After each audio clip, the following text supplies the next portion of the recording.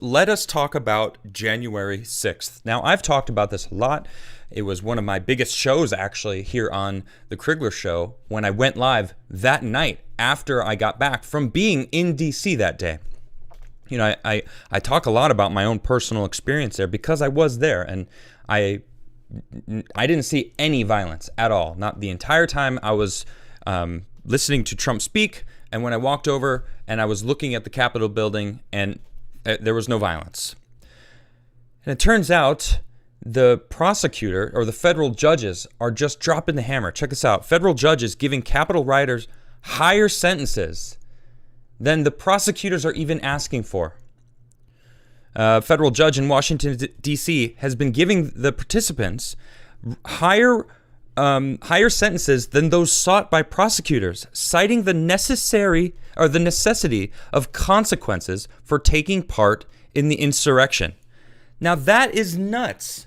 Look, they took selfies when they went inside. 45 days in jail. 45 days. 2 weeks longer than the 30 days sought by the prosecution. You know how many, there's so many instances of people going into courthouses and federal buildings and having a protest. Countless. There's ones with the left. I think they went into the Michigan courthouse recently, within the past year. Then we have the Black Panthers that went inside with firearms. I think it was in the 70s in the Capitol building, right? And they were escorted out, and they said, "All right, you're peacefully allowed to be here, but please, whatever." There was no bloodshed, thankfully. But this is insane. Okay, mainly because of this. The FBI confirms there was no insurrection on January 6th. It says here, the Cambridge Dictionary defines insurrection as an organized attempt by a group of people to defeat their government and take control of their country, usually by violence. Violence or not, that was not on anyone's mind that day. They weren't saying, we're going to overthrow these people. I listened to Trump's speech.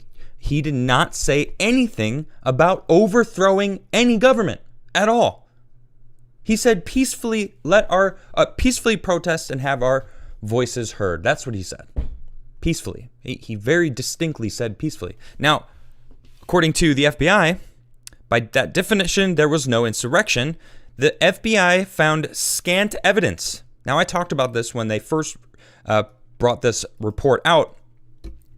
On the U.S. Capitol was the result, there was no evidence, or scant evidence rather, that there was a result of an organized plot to overthrow the presidential election result, according to 4 current and former law enforcement officials. So they came out and said, well, we can't prove it at all.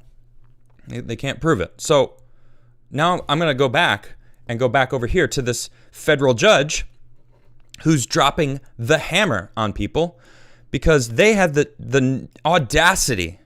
This is from yesterday. Okay? This judge is doing this now. That FBI report, that came out months ago.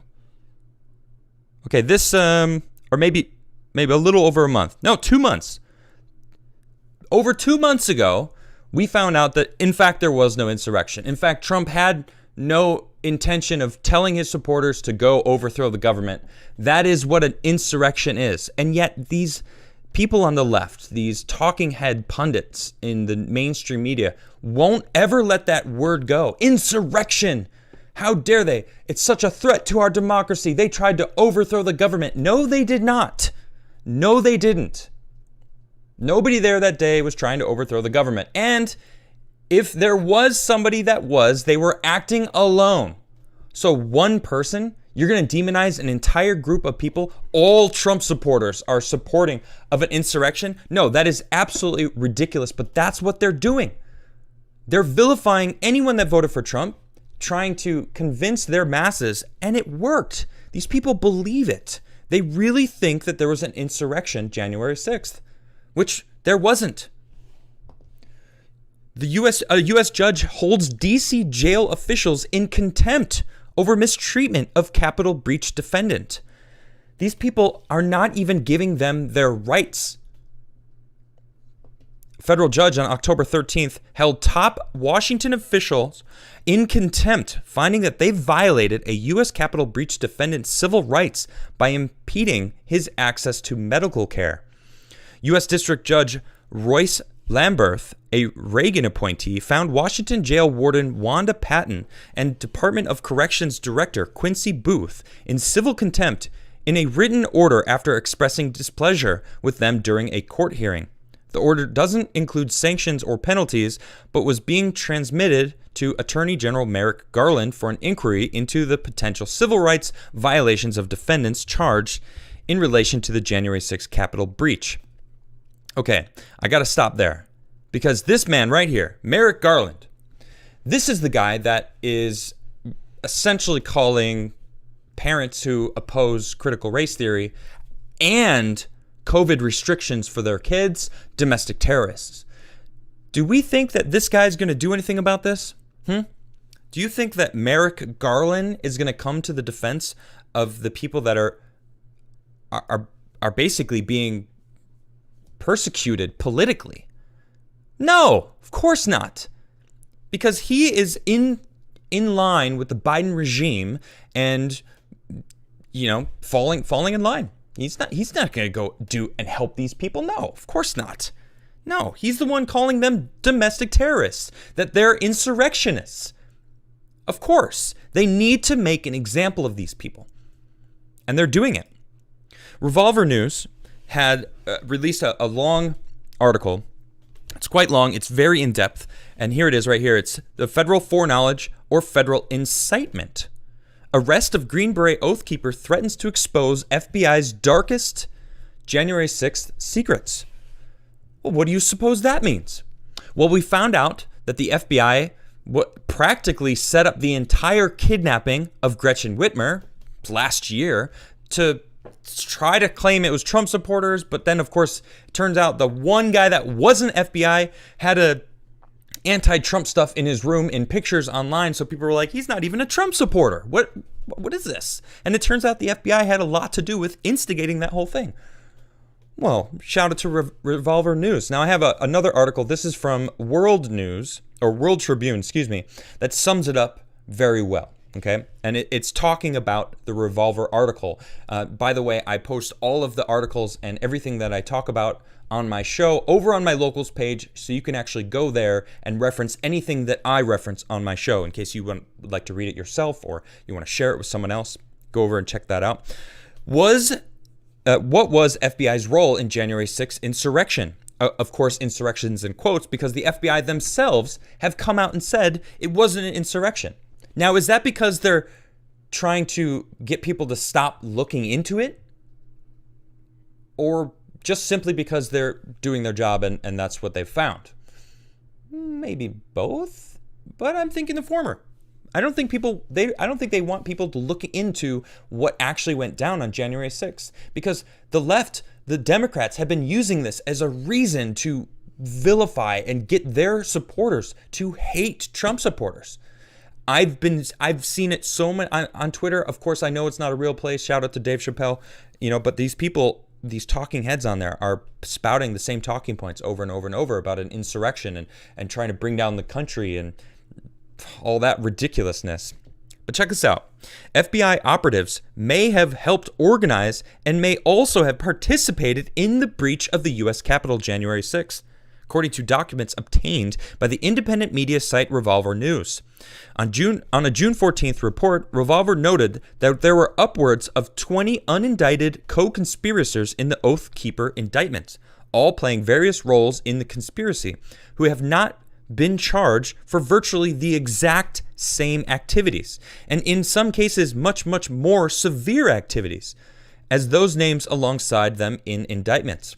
The report added, "It is now imperative for anyone who cares about the truth to demand that FBI Director Christopher Wray answer the question, to what extent did the FBI or any other government agency infiltrate key militia groups associated with the U.S. Capitol siege?"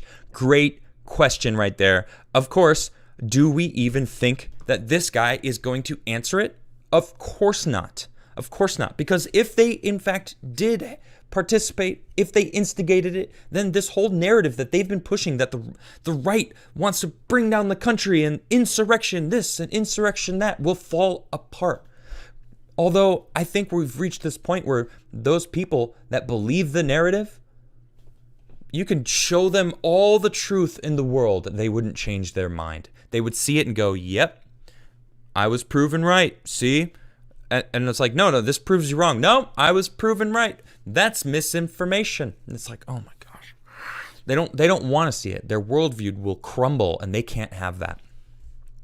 Revolver News reporter Darren Beatty said the following questions must be addressed. In the year leading up to 1/6 and during 1/6 itself, to what extent were the three primary militia groups, Oath Keeper, Proud Boys, and the Three Percenters, that the FBI, DOJ, Pentagon, and Network News have labeled most responsible, for planning and executing a Capitol attack on 1/6, infiltrated by agencies of the federal government or informants of said agencies? Great question. Not that I expect any sort of honest answer from them. Exactly how many federal undercover agents or confidential informants were present at the Capitol or in the Capitol during the infamous siege? And what roles did they play? Merely passive informants or active instigators? CNN that night had an interview with two people that were inside the Capitol building. They got paid tens of thousands of dollars for this interview, for their footage. And in that footage, one of which was the viral video that showed Ashley Babbitt getting killed. I don't know if you've seen that video, but it's from the person who was on that, who turns out he's an instigator himself. He's been in Black Lives Matter protests, so much the instigation that he's done that they don't even want him around. They're like, this dude's an instigator. You can imagine, this guy, nobody wants him around. He's one of those guys that will just push and prod and get people to do things. You can hear him antagonizing the police that are in that spot, standing in between the crowd where Ashley was at and telling them to get out of there. Someone's got a knife, this and that. You guys should just leave. And then, of course, they do. And then Ashley tries to get through the window and gets shot. Now, that's not specifically what I'm talking about here, but finally, of all the unindicted co-conspirators referenced in the charging documents of those indicted for crimes on 1/6, how many worked as a confidential informant or as an undercover operative for the federal government, FBI, Army counterintelligence, etc.? The Revolver article raises a nefarious yet likely scenario. If it turns out that the federal government, FBI, Army counterintelligence, or similar agency had undercover agents or confidential informants embedded in any of the groups involved in 1/6, the federal intelligence agency failing to warn of a potential for violence looks less like an innocent mistake and more like something sinister. I agree, 100%. The article noted that of all the questions asked, words spoken, and ink spilled on the so-called Capitol siege of January 6, 2021, none held the key to the entire event quite like what Senator Amy Klobuchar asked of Wray. The Democrat from Minnesota asked the FBI director, did the federal government infiltrate any of the so-called militia organizations claimed to be responsible for planning and executing the Capitol siege? Klobuchar continues, there must be moments where you think if we would have known, if we could have infiltrated this group or found out what they were doing, and that you have those moments. And Wray responds, anytime there is an attack, especially one that's this horrific, my goodness, that strikes right at the heart of our system, the government, right at the time of transfer of power is being discussed, you can be darn tootin' that we are focused very, very hard on how could we get better sources, better information, better analysis, so that we can make sure that something that what happened on January 6th never happens again. Oh, wow. All right, well, a couple takes from that, right? Clearly, he's in with the establishment that wants this narrative to remain in place.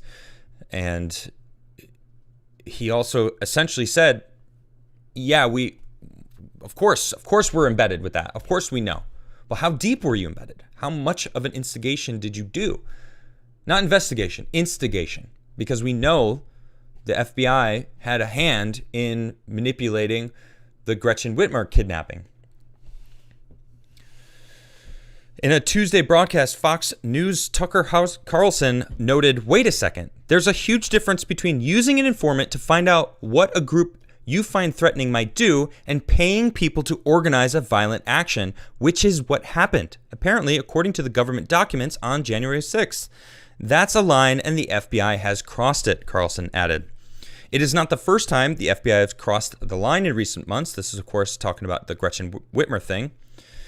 Let's see here. The whole story was a farce, insulting really. But if you read the government's charging documents carefully, and you should, you'll see that it gets even more ridiculous. It turns out that one of the 5 people in the planned Gretchen Whitmer kidnap van was an FBI agent. That's right, in the van itself, there was an FBI agent with the people that were planning the kidnapping. They wanted it to happen. See, this stuff... And I'm going to talk about this more in a minute with the whole CNN calling out Joe Rogan stuff, because Joe Rogan calls out Dr. Gupta live, or I don't know if it was live, but in their 3-hour podcast. And it's about these little inconsistencies, these little lies, these things that it's like, if you're going to lie about this, why wouldn't you lie about everything else? Why should I trust you if we know you're lying here? And we caught you instigating a kidnapping of a governor, of a sitting governor, but why, but not here? Why wouldn't we assume that you're also doing it over here to vilify what's going on? Now, there was a Justice for January 6th event. What is it, a month ago now? I don't remember exactly when it was, but everyone was saying, that's a sting, that's a trap, don't anyone go. And of course, all these pictures came out. The U.S. Capitol Police arrested someone. It turns out he was actually an undercover agent with a weapon. They pulled a badge out and they were like, oh, you're actually undercover. And they moved him out of the area. From the pictures, it looked like there was one Trump supporter carrying a flag, like crying, like I'm all alone here. Yeah, because that wasn't a real event. All the pictures that I saw were a bunch of FBI-looking CIA guys that were same haircut, same style of sunglasses, same cropped t-shirt, same shorts, whatever. It's like, hello, entrapment munch? It feels like that's what they've been doing across the board, trying to get Trump supporters pinned for something that they didn't even want to do themselves. So I'll be following this as it continues, because I think it's absolutely insulting that they think the American public is this stupid, that stupid to, fall victim or just fall for these stupid things that they're pushing. And they are, though. That's the crazy part. These people really believe there was an insurrection that day. It's insane. There was no insurrection. The FBI themselves have come out and said, actually, there isn't any evidence. Please stop looking so closely. Now, I added that last bit, but I think that's the case.